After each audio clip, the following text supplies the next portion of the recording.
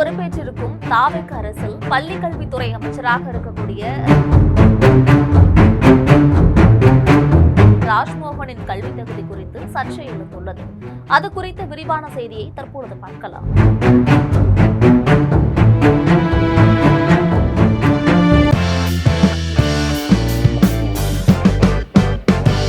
தமிழ்நாட்டில் பெரும் எதிர்பார்ப்பிற்கு இடையில நடந்து முடிந்த சட்டமன்ற தேர்தலில் அதிகப்படியான தொகுதிகளில் தாவேக வெற்றி பெற்றும் பெரும்பான்மையை நிரூபிக்க முடியாமல் தவித்து வந்துச்சு. பெரும்பான்மையை நிரூபிக்க முடியாவிட்டால் ஆளுநர் வழியாக குடியரசுத் தலைவர் ஆட்சி அமலுக்கு வந்து தமிழ்நாட்டை ஒன்றிய பாஜக அரசு ஆட்கொள்ள நேரிடும் என்ற அச்சுறுத்தல் காரணமாகவே தாவேகவிற்கு ஆதரவு தருவதாக மதசார்பற்ற முற்போக்கு கூட்டணியில அங்கம் வகிக்கக்கூடிய திமுக, இந்திய கம்யூனிஸ்ட் கட்சி, மார்க்சிஸ்ட் கம்யூனிஸ்ட் கட்சி, விசிக மற்றும் இந்திய யூனியன் முஸ்லீம் லீக் ஆகிய கட்சிகள் அறிவித்தன. தாவேக தலைவர் என்கின்ற முறையில மே 10ஆம் தேதி சென்னை நேரு உள் விளையாட்டு அரங்கில் முதலமைச்சராக பதவியேற்றுக் கொண்டார் விஜய். அதன் பிறகு சுமார் ஒரு வார காலம் துறைகள் அறிவிக்கப்படாமல் 9 அமைச்சர்கள் மட்டும் பதவியேற்றாங்க.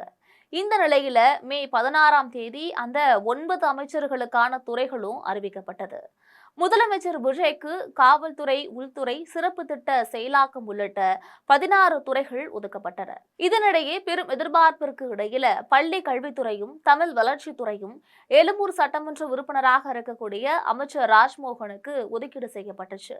இந்த நிலையில அவர் கல்வி தொடர்பான சில சர்ச்சைகளும் எழுந்துள்ளன. பள்ளி கல்வித்துறை அமைச்சர் ராஜ்மோகன் தன்னுடைய கல்வி தகுதி குறித்து திரிக்கப்பட்ட வெளியிட்டிருந்த தகவல்கள் வெகு மக்களின் விமர்சனத்திற்கு உள்ளாகியுள்ளது. இது குறித்து திமுக செய்தி தொடர்பாளராக இருக்கக்கூடிய சரவணன் அண்ணாதுரை என்பவர் தன்னுடைய சமூக வலைதள பக்கத்துல பட்டம் பெற்றிருந்தால்தான் கல்வி அமைச்சராக இருக்க வேண்டும் என்பது கிடையாது, ஆனால் இல்லாத கல்வி தகுதியை பெற்றதாக சொல்வது கூடாது, இது தமிழ்நாட்டிற்கு புதிது என்று பதிவிட்டிருக்காரு. அதை மட்டும் அவர் சொல்லாமல் நடிகர் விஜயின் அரசை பார்க்கும்போது அப்படியே மோடி அரசாங்கத்தை பார்ப்பது போல இருப்பதாக விமர்சனம் பண்ணியிருக்கிறாரு. ஏனென்றால் ஒன்றிய அரசின் உயர்கல்வித்துறை அமைச்சராக இருந்த ஸ்மிருதி இரானியின் கல்வி தகுதியும் இப்படித்தான் சர்ச்சைக்குள்ளானது. அதே போல பிரதமர் மோடியின் கல்வி தகுதி குறித்து டெல்லி முன்னாள் முதலமைச்சர் அரவிந்த் கெஜ்ரிவால் பலமுறை கேள்வி எழுப்பி சந்தேகம் கிளப்பியது அனைவருக்கும் தெரிந்த விவகாரம்தான். தற்பொழுது தமிழ்நாட்டின் கல்வி அமைச்சராக இருக்கக்கூடிய ராஜ்மோகன் IIMAT என்ற நிறுவனத்துல படித்ததாக சொல்றாரு.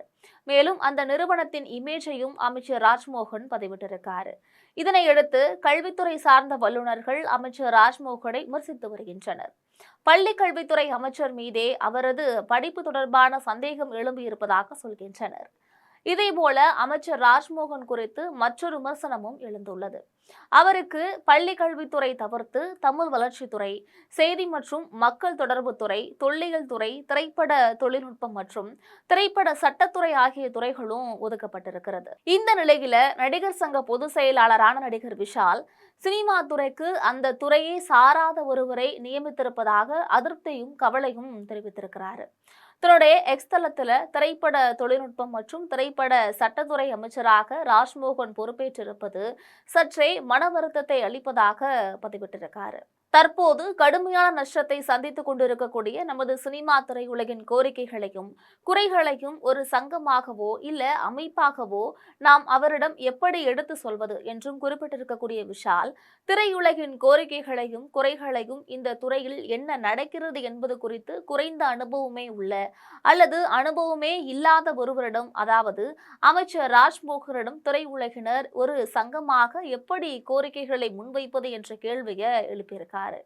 30 ஆண்டுகளாக இந்த துறையில் இருக்கக்கூடிய நம் முதலமைச்சரை விட திரையுலகை யார் அதிகமாக அறிவார்கள்?